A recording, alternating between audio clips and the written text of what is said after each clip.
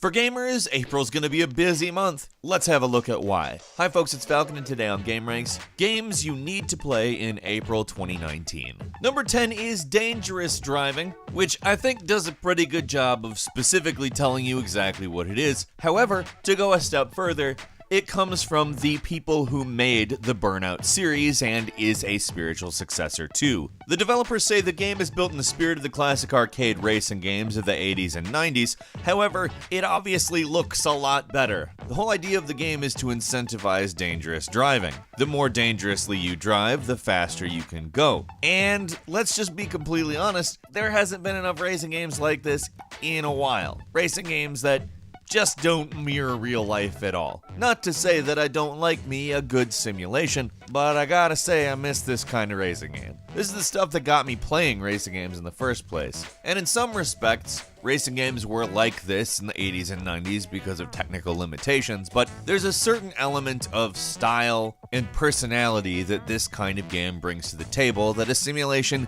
just doesn't. Obviously, there are certain elements that simulation brings to the table that this game isn't gonna, but I hope this game is really successful and brings us back to a place where both of these kinds of games exist, because I like both of them. Frankly, Dangerous Driving, I can't wait. I'm gonna be buying it, I'm gonna be playing it. Dangerous Driving is coming to PlayStation 4, Xbox One, and PC on April 9th. Number 9 is Final Fantasy XII: The Zodiac Age, which is a remaster of, honestly, kind of an overlooked Final Fantasy game. I think in recent years, it's really gotten the kind of attention it deserved when they remastered it for PlayStation 4 and PC a couple years back, and this month it'll be landing on Xbox One and Switch, which is two places, frankly, I think that deserve this game. It's a game that sort of builds on a lot of concepts in Final Fantasy while trying a lot of new things. It kind of goes action RPG, kind of doesn't. I say that because the battle system is not really turn-based, not really action RPG. It's a somewhat tough to describe mix of the two, but once you've nailed it down, it's actually a very intuitive system. And the ability to sort of build up your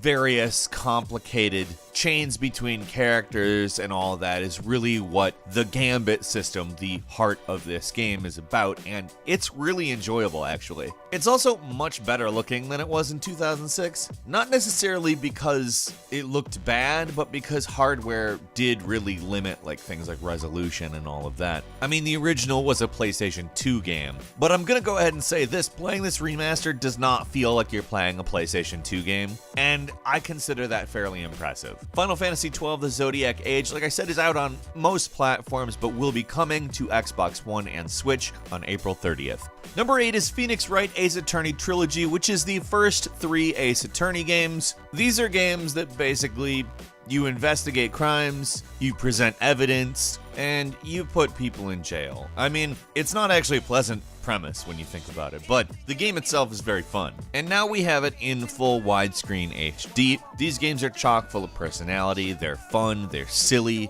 and frankly, they have never looked better. If you compare these graphics to any previous version, they've just got a great mix of high resolution, knowing the backgrounds need to not be so busy. They've sort of gone for a slightly more minimalist look with the backgrounds, and frankly, it's everything I could have asked for. And you get to play Ace Attorney on like all the platforms now. Phoenix Wright Ace Attorney Trilogy will be hitting PlayStation 4, Xbox One, Nintendo Switch, and Microsoft Windows on April 9th. Number 7 is Anno 1800, which I think is actually a really interesting take on the city builder, having you build a city during the Industrial Revolution at the turn of the 19th century. Now, if you're familiar with Anno, it has done this in various settings, including the near future, the far future, and in my opinion, this is probably one of the more interesting because you have to deal with things like pollution, which is, I mean, it's the Industrial Revolution, it's basically all pollution. Worker strikes, you have to build trains, you have to deal with a lot of the new technology that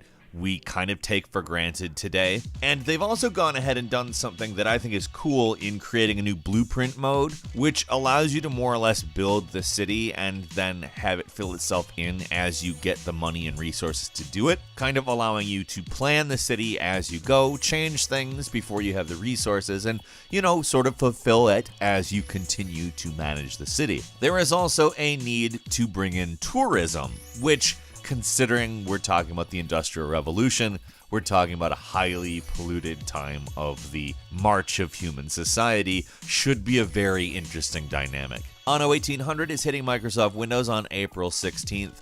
I'm definitely playing it. Number 6 is World War Z, which in some ways you could say Days Gone isn't far from the concept of this game. However, it seems the execution actually is pretty different. Where Days Gone comes off as kind of an open world roaming experience in which you exist in a wasteland, World War Z puts you in urban environments and gives you scenarios that you have to play out. It is a 4-player co-op third-person shooter that is intended to have horde mechanics that are both impressive and maybe a little bit claustrophobic. Thus far, what we've seen of this game actually does make it look like a fun game to play. It's got some very arcadey looking gameplay. It reminds me in some ways of Left 4 Dead, but in other ways it does seem a little bit more complex. And in my mind, that's good. I'm interested. I'm personally definitely going to check it out, and I hope that it's better than the movie, honestly. That's kind of what I think it's going to be, so I hope I'm not wrong about that. World War Z is coming to PlayStation 4, Xbox One, and Microsoft Windows on April 16th.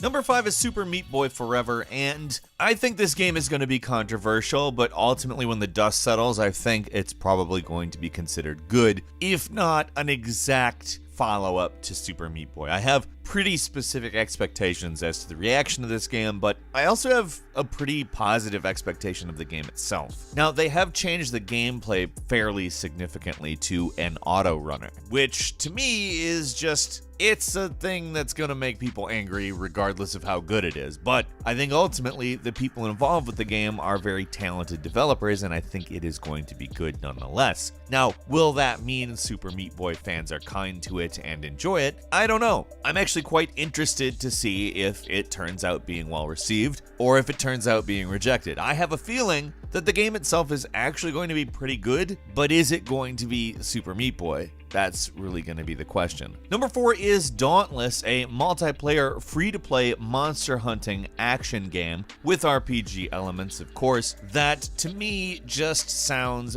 very interesting. For one, it's gorgeous. The colors, the art style, everything involving that. I love what the monsters look like, and I'm very interested just based on that aspect alone. However, I also am interested in that it was developed by former Riot Games employees that formed Phoenix Labs, and have declared that this game is influenced obviously by Monster Hunter, but also by Dark Souls, in that it is a hardcore action game. And although Monster Hunter can be pretty hard, I think that is a bold statement. This is a game that has done a good job in its beta phase. People have liked it. I'm personally here for the Switch version. I know it's probably not going to be as technically wonderful as the other ones, however, I love the Nintendo Switch, and it seems like a perfect game to play on that. Being it's free to play, I will say I am definitely diving right into it, and I'm going to bother all of my friends to dive into it as well. Although you can play it single player, the idea of cooperatively playing with up to 4 people to me is just exactly what I want to do. I've got my fingers crossed it is at least as good as Monster Hunter, if not close to as good. Dauntless is coming out of early access this month and will be coming to various consoles over the course of the summer and possibly later in the year for the Switch and smartphones. Number 3 is Dragon's Dogma Dark Arisen, which let's go ahead and say isn't a particularly new game, but it is, however, a very good game. Being they put Skyrim on Switch, why not this? Because this game in some ways is actually more enjoyable. Not that Skyrim isn't amazing, it's actually one of the best games ever made, but this came a couple years later and benefited from a few key advancements, particularly in the movement. People were starting to expect things like parkour in games. And I'm not saying this is like a parkour game or anything, but compared to Skyrim, it is. Also, the magic is great, customizable, and for me, I think this is a great opportunity to go back through Dragon's Dogma Dark Arisen. Number 2 is Days Gone, a game we referenced when we were talking about World War Z, and I think worthwhile to bring up in some deal of contrast, where World War Z looks a lot like a sort of Left 4 Dead arcade scenario-based game. Days Gone looks very much like a big exploration-based narrative in which you are a lone wolf traversing the country. The reason I mentioned Days Gone was the horde mechanic that, again, is present in both games, but I'm gonna go ahead and say that the horde mechanic in this one, to me, seems bigger and wilder and less in control. Like I said, World War Z in some ways comes off as a Left 4 Dead style, maybe not take itself super seriously at every moment type game, where Days Gone does seem to do just that. It seems to be going fully for the atmosphere of being engulfed by zombies, and honestly, I'm kind of there for both approaches, but I'm really looking forward to see if this actually pays off. I'm gonna play both. I'm looking forward to Days Gone,